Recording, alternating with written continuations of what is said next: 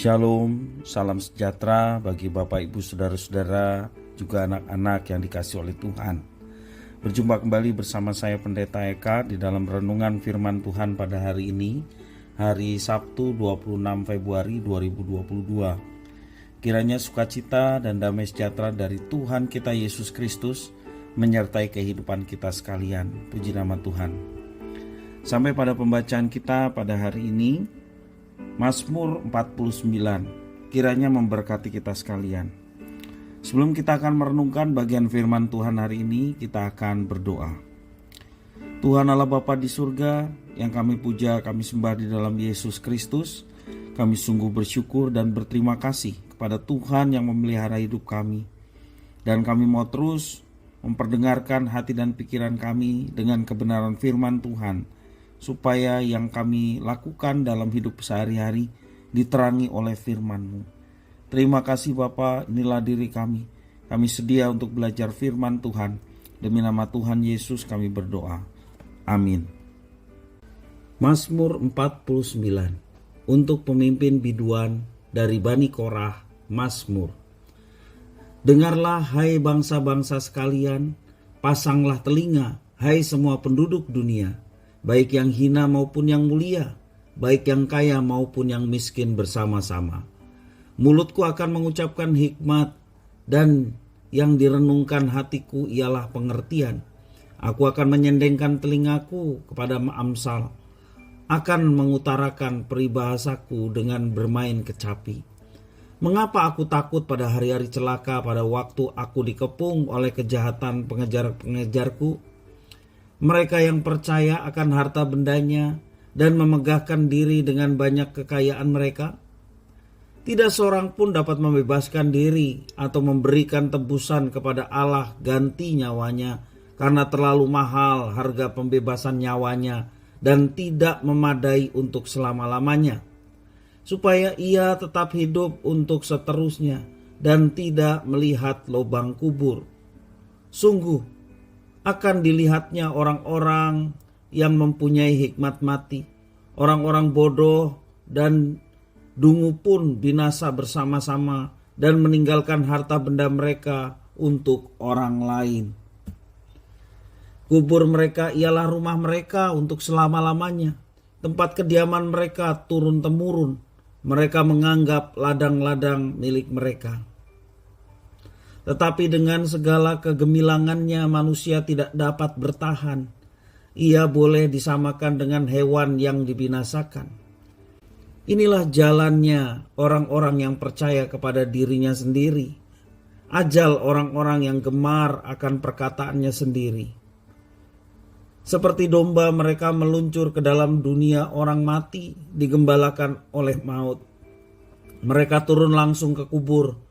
Perawakan mereka hancur, dunia orang mati menjadi tempat kediaman mereka.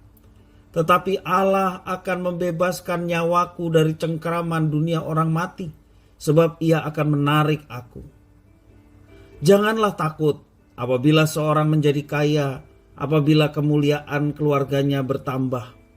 Sebab pada waktu matinya semuanya itu tidak akan dibawanya serta kemuliaannya tidak akan turun mengikuti dia.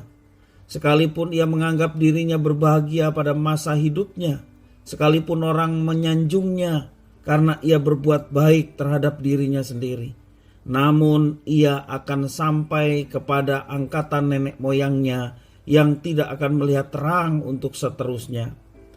Manusia yang dengan segala kegemilangannya tidak mempunyai pengertian boleh disamakan dengan hewan yang dibinasakan. Bapak Ibu Saudara-saudara, itulah Mazmur yang kalau kita baca ada kabar mesianik.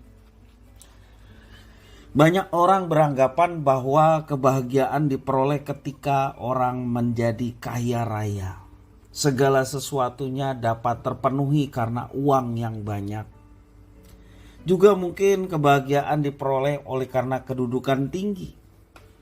Tentu saja kedudukan tinggi diikuti dengan kekayaan. Namun tidaklah demikian menurut Bani Korah. kumpulan pemazmur dari Mazmur 49, ya, pemazmur mengungkapkan pemahamannya tentang kehidupan yang sesungguhnya. Yang pertama kita lihat bahwa status semua orang itu sederajat di hadapan Tuhan. Apakah hina, apakah mulia, apakah dia seorang yang kaya raya, atau seorang yang sangat miskin. Semuanya dipanggil untuk memperhatikan pesan firman Tuhan. Itulah kesederajatan di hadapan Tuhan. Dan yang kedua, dari Mazmur 49 kita belajar semua orang tidak dapat menyelamatkan diri mereka sendiri. Bahkan dengan harta apapun, kekuatan apapun tidak bisa menyelamatkan. Tidak ada seorang yang dapat membebaskan dirinya atau memberikan tebusan kepada Allah ganti nyawanya. Karena terlalu mahal harga pembebasan nyawanya dan tidak memadai untuk selama-lamanya. Itu yang dikatakan pemazmur bait yang ke-8 dan ke-9. Dan yang ketiga, semua orang pada akhirnya akan mengalami kematian. Sampai diulang-ulang ya. 11 sampai 15, 17 sampai 20. Nah, karena itulah kekayaan sebesar apapun tidak dapat menghindarkan seseorang dari kematian.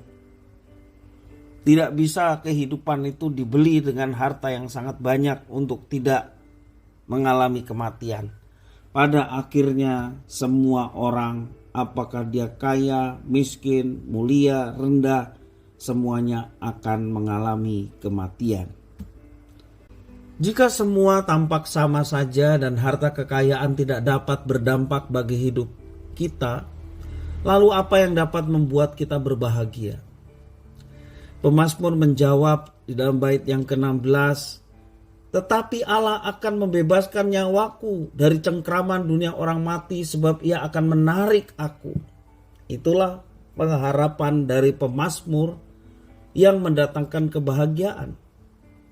Ini artinya kebahagiaan sejati tidak terletak dari banyaknya harta, uang. Bukan pula pada umur yang panjang, kesehatan, ya, itu dimaksud. Melainkan di dalam Tuhan yang menyelamatkan kita dari cengkraman maut. Itulah kebahagiaan sejati. Nah, Bapak Ibu saudara-saudara yang dikasihi oleh Tuhan, pertanyaan dalam diri kita. Sudahkah kita mengenal dan mengalami keselamatan yang terdapat di dalam Tuhan Yesus? Dia adalah Tuhan penyelamat. Dia adalah juru selamat kita. Tidak ada jalan keselamatan yang disediakan Tuhan kepada manusia yang berdosa selain daripada mempercayai Tuhan yang menjadi manusia yang namanya Yesus Kristus.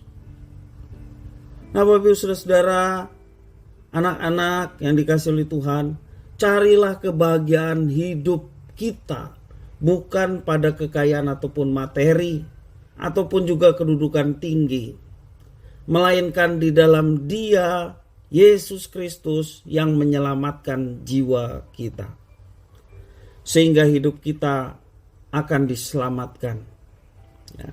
Jelas dikatakan karena begitu besar kasih Allah akan dunia ini, sehingga ia telah mengaruniakan anaknya yang tunggal, supaya setiap orang yang percaya kepadanya tidak binasa, melainkan beroleh hidup yang kekal. Di bawah kolong langit ini tidak ada nama lain yang olehnya kita dapat diselamatkan selain di dalam Yesus Kristus. Karena Yesuslah jalan dan kebenaran dan kehidupan. Tidak ada seorang pun yang datang dan diselamatkan selain daripada melalui Yesus Kristus. Sungguh bahagia ketika kita berada di dalam Dia.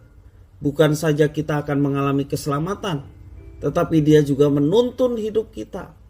Dan ketika kita berserah atas pimpinan Roh Kudus yang dimeteraikan dalam hidup kita, maka Roh Kudus yang menuntun supaya hidup kita sesuai dengan apa yang telah Tuhan kehendaki. Di dalam kitab suci Dia memberikan semuanya itu, dan kita mau menerapkannya dalam hidup kita.